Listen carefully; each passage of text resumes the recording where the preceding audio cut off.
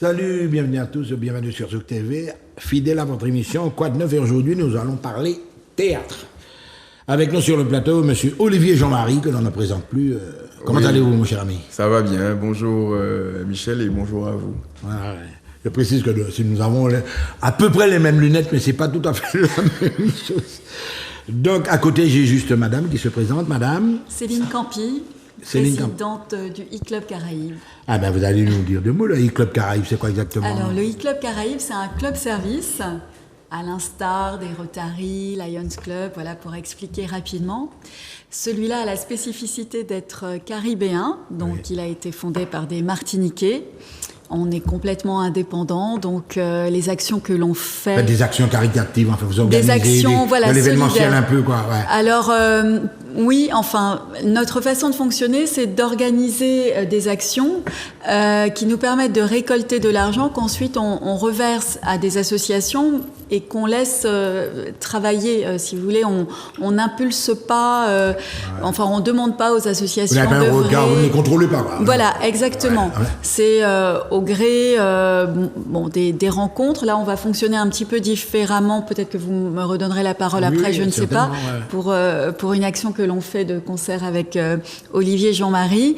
On va procéder par un appel à projet de façon à ce que davantage d'associations puissent candidater pour recevoir notre sponsoring. Et de l'autre côté, nous avons bien évidemment des comédiens, des comédiennes. Une comédienne et pas n'importe laquelle. Rosette Jean-Louis. Bonjour, comment vas-tu? Bonjour, ça va.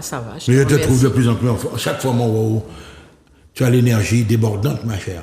Ben oui, c'est comme ça. Hein?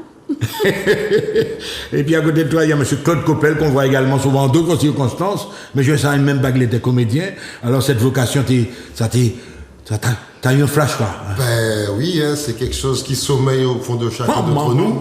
Et puis un jour, il faut passer le pas, et c'est ce que j'ai fait au sein du CERMAC, et puis voilà. Allègrement, tu t'assumes, tu t'épanouis. Et je t'y invite d'ailleurs, Michel, à venir. Non mais attends, il y a la surprise. On aura l'occasion de mettre en scène un roman qui vient de sortir là, sur le lycée Chelcha, et j'ai revendiqué mon rôle, hein, attention. Très beau roman d'ailleurs, très beau. Alors Olivier, un atelier qui se porte bien, d'après ce que je vois, c'est la joie, c'est la gaieté, quoi. Un atelier vivant, dynamique, qui travaille régulièrement, et puis qui produit aussi donc des spectacles pour un public fidèle, et qui est aussi exigeant. Et donc nous, on va satisfaire la demande du public, puisqu'on va jouer à partir de ce vendredi. Chalvet. Vendredi 5 avril, Voilà. 5, 6, 12, 13. Voilà, exactement. Et donc c'est une pièce qu'on a jouée pour la première fois le 22 février. C'était au Lorrain, c'était à la demande de la On mairie, était dans la période, oui. La mairie de Basse-Pointe qui avait fédéré la ville du Lorrain, du Marigot, de Gros-Morne. On commande, quoi. Exactement. Donc on a joué donc à la salle du Lorrain. On a reçu un public, un accueil du public chaleureux, vraiment. Tu n'oublies pas que tu es quand même sur l'espace. Hein. Ah oui, c'était dans le cadre de la commémoration des 50 ans des événements de Chalvet. Et puis ensuite, on va poursuivre donc avec le e-Club Caraïbes. On va poursuivre le 19 avril au théâtre municipal là. Donc le théâtre Aimé Césaire avec Que demande le peuple. Donc organisé par le e-Club Caraïbes et puis joué entre autres par les comédiens de talent qui sont sur le plateau. Qui sont là. Alors on va pas faire parler les comédiens de talent qui sont là d'abord. Madame Rosette Jean-Louis. Alors dans cette pièce là, Que demande le peuple, quel est ton rôle? Je suis journaliste aux côtés, c'est Véronique Tourneau, à côté de Patrick Gérard qui est Claude Coppel. Patrick Gérard, alors Claude Coppel. J'ai troqué mon rôle, oui, journaliste. Voilà, j'ai voulu faire un petit peu. Il y a pas mal de journalistes dans l'histoire là. Voilà, nous sommes les. Il y en a deux. Il y a deux journalistes. Nous présentons justement donc dans le cadre des élections présidentielles de 2032. Oui. Donc nous sommes là pour gérer la soirée électorale, donc plusieurs jours. Jusqu'à l'épilogue que je souhaite que les gens viennent voir eux-mêmes. Alors justement Olivier, la pièce a été écrite par... Oui, c'est moi qui ai écrit cette pièce-là. Mais c'est futuriste, quoi. C'est de l'anticipation. C'est pas l'apocalypse encore, non? Oui, c'est un peu de prospective. Et le contexte, c'est la crise démocratique, hein, donc les électeurs qui vont de moins en moins aux urnes. Et donc il y a une soirée électorale, donc le premier tour de 2032 qui est marqué par un très fort taux d'abstention, un très fort taux de bulletins blancs. Et donc ça provoque quelques interrogations, quelques perturbations dans le comportement des acteurs médiatiques, mais aussi politiques. Voilà. Dans la distribution des rôles, évidemment, j'ai vu 2 journalistes, mais les journalistes, ils ont quoi? Un regard, ils analysent. Ah bah, ils animent une soirée particulière, une soirée électorale très particulière. Très particulière. Laisse-le de nous, oui, alors. Et la distribution, je crois, si je me trompe, on est 32 oui, comédiens. Il y a 30 une trentaine de comédiens voilà. dans cette pièce-là. Et c'est vrai, c'est un message qui. Enfin, c'est vrai que l'idée, faut la voir, cette pièce, parce que. On a beaucoup de questions à se poser. On se pose beaucoup de questions à l'issue de la pièce, comment ça va se passer. Et les gens se sentent concernés parce que finalement, on vit ce qu'on a. J'allais y arriver, oui. Et c'est vrai que ça impose, ça questionne, on se remet en cause, voilà. Et beaucoup de personnes sont très intéressées par cette pièce-là parce qu'il y a beaucoup de liens avec ce qui se passe actuellement et ce qu'ils souhaiteraient qu'il se passe demain. Voilà. Donc, il y a également notre amie Rosette. Alors, toi, tu es journaliste également. Oui. Est-ce que tu es interpellée par la situation actuelle? Et est-ce que tu retrouves dans cette pièce qui te projette déjà vers le futur? Est-ce que tu penses que ce sera aussi grave? C'est une pièce, en fait, qui reflète la société dans laquelle nous vivons, avec les interrogations concernant les politiques, la prise en compte des besoins du citoyen. Et c'est une pièce qu'il faut voir parce qu'elle est sans tabou. Voilà. Nous nous retrouvons avec les acteurs qui font partie de cette élection. Donc tu as des écologistes, tu as des travailleurs, et tu as la future candidate qui se présente aux élections. Donc tu as un philosophe également. Donc tu as un panel de personnes qui contribuent et qui font partie de cette société. Donc, et qui ont un regard, quand on dit que c'est peut-être futuriste, mais ça nous permet, en toute franchise, d'analyser effectivement le volet politique. Et ça renvoie également aux politiques leur réalité, en fait. Et c'est une pièce, on dira, qui va un petit peu... On ne peut pas dire engagé, mais quand même, c'est un regard assez... Qui va un petit peu déranger, mais c'est de la pure vérité. Alors, Olivier, qui a écrit la pièce, justement, est-ce que tu t'inspirais de ce qu'elle vient de dire, d'une réalité latente qui est là, d'une réalité également manifeste qu'on voit, avec un système assez particulier, où il y a des gens qui en profitent, il y a des gens qui le subissent? Est-ce que c'est un regard assez acide sur ça? Alors, pas acide, non, je pense un regard assez lucide sur ce qui risque de se passer si on ne fait rien. C'est-à-dire qu'on est déjà, je rappelle qu'en Martinique, aux élections législatives, on était quand même à 78% d'abstention au premier tour, en 2022. Ouais. En 2022. Et c'est une pièce qu'on a déjà jouée, qu'on a jouée dans le cadre de la salle de l'Espace Camille d'Arcière, mais qui devient beaucoup trop petite. Parce que chaque fois, il y avait des gens qui restaient debout pendant la durée de la pièce. Et donc, c'est une pièce dont l'action se déroule à la fois dans l'Hexagone, mais aussi en Martinique.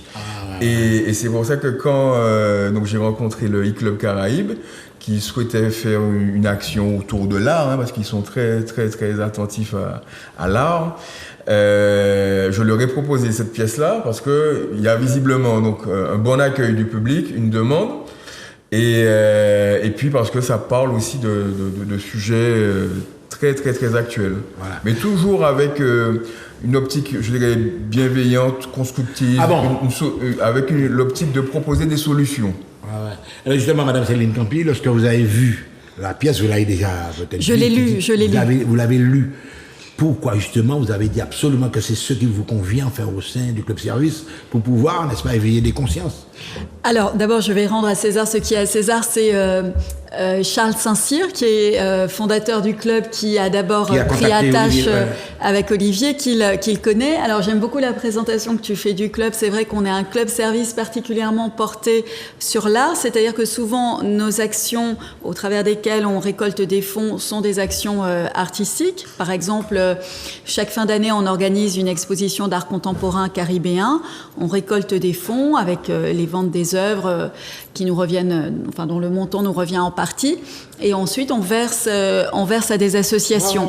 Et ce qui nous a plu, je vais être honnête avec vous, nous d'abord c'était la démarche artistique sans précisément se prononcer sur le contenu de la pièce. Ce qui nous a plu, c'est qu'une pièce d'un auteur martiniquais, jouée par un atelier local, soit jouée pour notre bénéfice, donc on est vraiment très honorés, et voilà, qu'on puisse récolter des fonds. Après, à titre personnel, j'ai lu la pièce que j'ai vraiment adorée, je l'ai dit à Olivier, et il y a quelque chose que je rajouterais par rapport à tout ce qui a été dit et auquel j'adhère complètement, c'est que c'est de surcroît une pièce où il y a beaucoup d'humour. Donc c'est très drôle. Avec lui, c'est très, voilà, c'est un petit farceur, c'est très agréable, et pour ceux qui nous écoutent, vous pouvez y aller, toutes les générations, voilà. Et Céline, bon, elle a trouvé la pièce déjà drôle en la lisant, mais en la regardant, en venant la vivre, et bon, elle sera comme beaucoup de spectateurs, elle sera pliée pendant de très longs moments pendant la pièce. Et alors, je tiens à dire que l'humour a été aussi beaucoup apporté par les comédiens. Et puis justement, c'est là que je m'adresse aux comédiens maintenant. Claude, quand tu lis ça, on te donne un texte, on y a un synopsis, etc. Mais toi, et puis surtout que tu as, on va pas dire professionnellement, mais tu as une connaissance du terrain. Voilà. Est-ce que toi, tu as amené des éléments nouveaux, par exemple, dans tout ce qu'on t'a présenté? Oui, quelques éléments. Mais surtout, il faut bien comprendre que c'est une pièce qui a été écrite par Olivier, certes. Et il y a après une co-construction, en fait. Olivier, c'est l'auteur. C'est la matrice, on va dire. Et chaque comédien a porté sa petite pierre à l'édifice. Et c'est ça, c'est cette alchimie-là qui fait en sorte qu'on se retrouve devant une pièce donc, qui est très importante, hein, comme disait Rosette par rapport à la politique, mais on vient pour s'amuser. Et le message, il est clair. On prend une situation et puis on essaie de trouver des pistes de réflexion, mais toujours dans la bienveillance, bien sûr. Il n'y a pas de moquerie, il n'y a pas de raillerie, il n'y a rien de... C'est vrai que lorsqu'on parle politique, c'est sensible, n'est-ce pas? Et le but de cette pièce-là, c'est justement que les comédiens puissent s'amuser, que le public se régale, et quand même que le message y passe. C'est que nous sommes dans une situation, nous sommes face à une évolution. Alors, il y en a qui disent futuriste. Moi, je pense que c'est une pièce qui appelle à la réflexion. Voilà. Qui interpelle. Quel est notre rôle, et ça nous a fait des mains. Voilà. Est-ce qu'on va laisser les choses en l'état et où va-t-on? C'est ça, c'est comme ça que j'ai pris ça. Mais c'est peut-être une remise en question aussi, une manière de voir qu'on a déjà fait pas mal de conneries aussi. Je ne dirais pas peut-être, c'est une remise en question. Je serais plus direct. C'est une remise en question, mais rien n'est obligé. On ne force personne. Chacun y voit avec sa vision des choses. Mais pour parler en tant que comédien dans cette pièce, moi je me suis amusé, je m'éclate chaque fois que je joue ce rôle, parce qu'en fait, c'est du vivant. Et nous sommes tous des êtres humains, on exprime ce qu'on ressent en fonction de... Et puis il y a des... Enfin, pas des clichés, il y a des comment dirais-je, lorsqu'on parle de la famille en Martinique, avec le rôle des gens en métropole... non, mais les contextes changent. C'est vraiment... Ouais. Sincèrement, c'est pas une pièce qui s'explique. Il faut voir ça. Il faut voir. Alors je vais revenir justement vers Rosette Jean-Louis. Oui. C'est une pièce qu'il faut voir. Alors toi-même, c'est une pièce qu'il faut voir. Tu fais du théâtre depuis combien de temps, toi? Tu dis? Tu fais du théâtre depuis combien de temps? J'ai commencé, alors un petit clin d'œil quand même à Élie, qui m'a formée au théâtre. Élie Pénon. J'étais en poste toujours dans les années 80, 90. Donc j'ai commencé avec Élie sur une pièce téléphone au CDR, avec l'hôpital civil. Et on a eu toutes les bases du théâtre. Mais tu sais, dans la vie, on est des comédiens, si tu veux, à part entière. Mais je veux... Comédien ne veut pas dire comique. Hein, non, je parle de comédien. Mais je vais ajouter quand même, concernant cette pièce, il y a des enfants, et notamment on a une petite fille qui ont, si tu veux, une vision et qui nous ont demandé c'est quand la suite et est-ce que vous comptez ajouter une suite et jouer cette pièce. Donc c'est pour te dire qu'il y a une vraie il y a une vraie réflexion. Une vision à long terme aussi. Tu as des enseignants qui viennent voir la pièce et qui nous ont dit il faut que cette pièce soit jouée dans les lycées, dans les écoles et partout. Et il y en a qui nous demandent est-ce que vous allez jouer cette pièce à des politiques. Donc c'est pour te dire que cette pièce elle a une résonance. Et on est fiers de la jouer parce que nous imprégnons de cette pièce et nous, à travers notre manière de jouer, nous donnons envie de connaître plus et de venir. Mais j'ai des gens que j'ai rencontrés dimanche qui m'ont dit ça fait 2 fois qu'on vient voir que demande le peuple. Alors Olivier, justement, c'est très, très important ce qu'elle dit. Il y a des enfants qui s'investissent dans la pièce, donc le regard des plus jeunes, etc., la vision. Donc une pièce qui porte des messages, ça bien évidemment, M. Coppel l'a dit. Donc on te demande déjà un deuxième épisode. Oui, alors... Qui est déjà en gestation, là, maintenant qu'on a tout... Oui, alors là, et puis peut-être qu'on va coécrire ça avec les enfants, parce que tout ça pour dire que la pièce est accessible aux enfants. Et d'ailleurs, on a mis un tarif aussi donc pour les moins de 25 ans qui est très très abordable. Donc l'idée c'est de dire au public de venir en famille. Et les enfants vont comprendre. Et puis ça peut susciter également une interaction au sein même de la maison, du foyer. Quoi. Oui, tout à fait. Alors on va quand même voir les autres pièces. Lumina, Sophie, des surprises, c'est pas la même distribution. Les deux, ils vont rejouer dedans. Non. Lumina, Sophie, alors c'est une pièce... Là, on est en mai. On est au mois de mai, donc après Chalvet, Que demande le peuple. Donc Lumina, Sophie sera jouée donc, au mois de mai à partir du 4, 11, 18... Oui, 4, 11, 18, 1er juin, jusqu'en juin, etc. Voilà, jusqu'au 8 juin. Et c'est une pièce donc de Suzanne Dracius qu'on a déjà joué l'année dernière donc dans le cadre de l'atelier et là qui sera jouée par de nouveaux stagiaires. Et donc là encore c'est une thématique qui a trait à notre histoire, donc ça a trait de l'insurrection du Sud de 1870 et donc on invite donc tout toujours à l'espace Camille d'Artière. Alors ça c'est à l'espace Camille d'Artière. Oui, alors Que demande le peuple, c'est au Théâtre Aimé Césaire. Théâtre Aimé Césaire, le 19 avril à 19h30. Et pour réserver, donc, vous pouvez aller sur la page Facebook de l'atelier théâtre. Donc, Et puis il y a une pièce également qui m'interpelle directement. Hier, j'étais à l'inauguration de la cathédrale de Saint-Pierre en grande pompe. Une catastrophe au bout de folle certitude, 1902. Cette pièce-là cartonnait la main. Oui, c'est une pièce de Léo Ossoulé. Il était venu d'ailleurs. Il était venu tout à fait l'année dernière, puisqu'on l'a joué à Saint-Pierre, on l'a joué au Prêcheur. Et dernièrement, on l'a joué au Morne Rouge. Toujours succès. Et donc, à la demande du parc naturel régional Martinique. Et à ce sujet, donc, il faut remercier les villes de Saint-Pierre, les villes du Prêcheur, les villes du Morne Rouge, le parc naturel, d'avoir offert cette pièce-là donc au public très très nombreux. On a joué le 16 mars dernier au Millennium devant plus de 500 personnes qui ont tous visiblement apprécié la pièce parce qu'on apprend toujours beaucoup de choses dans cette pièce-là. Et l'idée, c'est que on a eu beaucoup de demandes de gens de Fort-de-France qui disaient oui, bon, alors, Morne Rouge, Prêchet... Panneau, hein. Ouais, ça Panneau, on est âgé, tout ça. Donc, alors, on a organisé donc, deux soirées, les 24 et 25 mai. Donc au théâtre municipal à Fort-de-France. Et il faut faire vite parce que bon, il y a à peu près 130 places au théâtre municipal et la billetterie est déjà ouverte.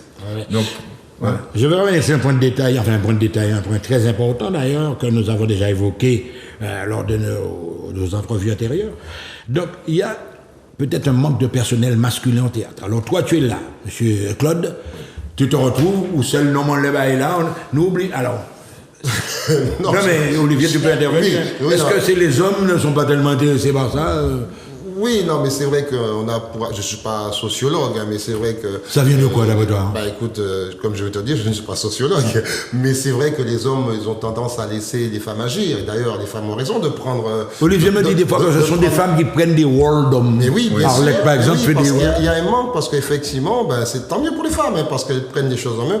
On dit aussi que l'avenir appartient aux femmes. Donc maintenant, à nous, messieurs, de nous réveiller. Mais c'est vrai que au-delà du genre, je pense que le théâtre, il y a beaucoup de gens qui l'ignorent, le théâtre c'est quelque chose qui nous permettra aussi de nous ouvrir, de se connaître, de s'affirmer. Parce qu'il y a beaucoup de gens qui font du théâtre avec... C'est une forme d'épanouissement. Et il y en a qui ont passé le pas simplement parce qu'ils étaient un peu timides. On dit, ouais, tu fais du théâtre. Mais oui, moi j'étais un grand timide, moi, au départ. Avant. J'étais un grand timide. J'étais timide. On n'aurait pas dit, mais... Comment ça a été étonné, plus ou moins. Bon, avant le théâtre, j'ai perdu ma timidité, mais c'est sûr. Mais c'est une espèce de corollaire, c'est parce qu'on a envie de s'exprimer. Et puis, c'est du théâtre. On peut prendre plusieurs rôles. On a une vie, mais dans le théâtre, on a plusieurs personnages, plusieurs rôles. Ça t'occupe l'esprit, tu entres dans des personnages. Et moi, ce que j'aime dans le théâtre, en fait, c'est de jouer des rôles qui ne correspondent pas à ma personne. Et c'est ça qui est intéressant. C'est que j'aime bien jouer un rôle qui ne correspond pas à ce que j'ai vécu de ma vie professionnelle. Mesdames, nous avons Olivier Jean-Marie, nous avons Rosette Jean, lui on arrive dans la dernière ligne droite, un Code Coppel qu'on vient d'entendre, Céline Campi. Alors là, c'est la pièce Que demande le peuple qui nous intéresse ces jours-ci. Oui. Alors là, ce sera joué, tu vas rappeler quand même. Oui, donc c'est le vendredi 19 avril. À 19h30 au théâtre municipal avec donc sous l'initiative du e-club Caraïbes présidé par Céline Campi. Céline Campi va remercier une fois de plus ces merveilleux comédiens que nous avons. Je remercie ces comédiens et je précise simplement que les fonds récoltés seront reversés à des associations qui œuvrent dans l'aide à l'enfance, que ce soit dans le secteur de l'éducation, de la santé ou de l'art. Ouais. Voilà. Donc, mesdames et messieurs, n'oubliez pas, le message, il est lancé, pas oublier que demande le peuple là. Peu futuriste, on va voir pas mal de belles choses. Donc, le vendredi 19 avril, à partir de 19h30, au théâtre Aimé Césaire. À très bientôt, sur Zouk TV.